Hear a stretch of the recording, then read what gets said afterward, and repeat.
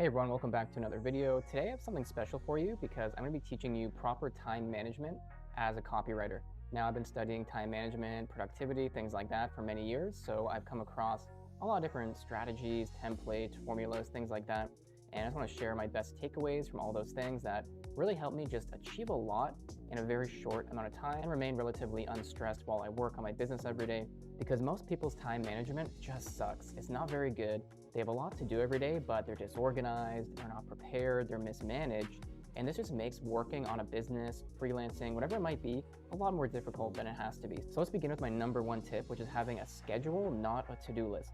So something that I see a lot of people make a mistake in, it can be just in your personal life or business, is just relying on to-do lists. And they're a great tool, don't get me wrong, but you need to know hour by hour everything you're doing every day and when. And why you want to do this is because you can essentially just work and not have to worry about what the next thing is. For example, I know every single day from morning till night, hour by hour, what I'm doing both in business and my personal life. I wake up early every morning, I do a little ritual, get into work, start eventually taking a break, go to the office, work some more, come home for dinner, hit the gym, and then I might work a little bit more in the evening before I kind of relax and unwind. And that's kind of just the general idea, but I'll actually show you inside Google Calendar what it looks like hour by hour, and it'll give you a better idea.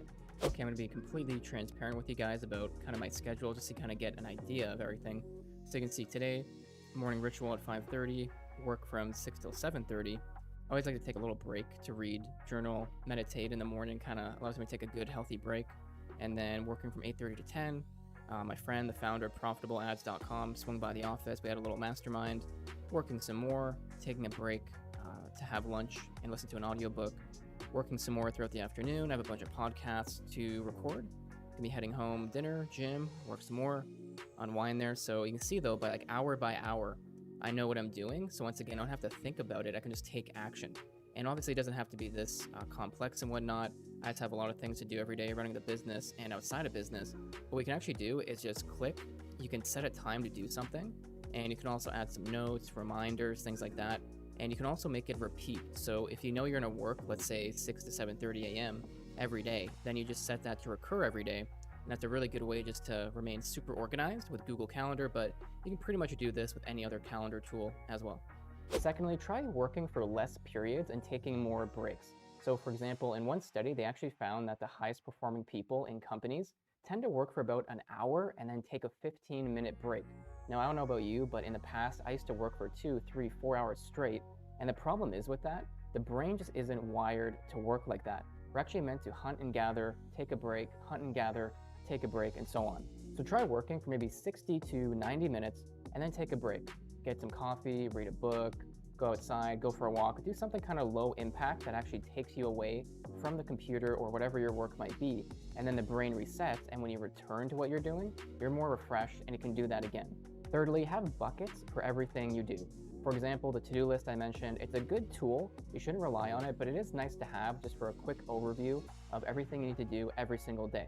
And then once you have that down pat, I recommend using something like a someday list. So I have this for mapping out things I want to do in the future.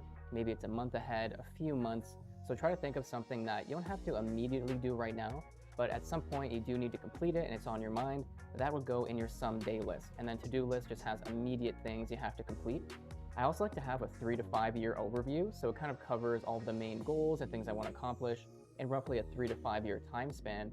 And then I also have something I call the 10,000 foot overview, and that's essentially just like my dream life, all my lifelong goals go under that. And then pretty much what you have are these buckets for everything you need to do immediately all the way many years in the future.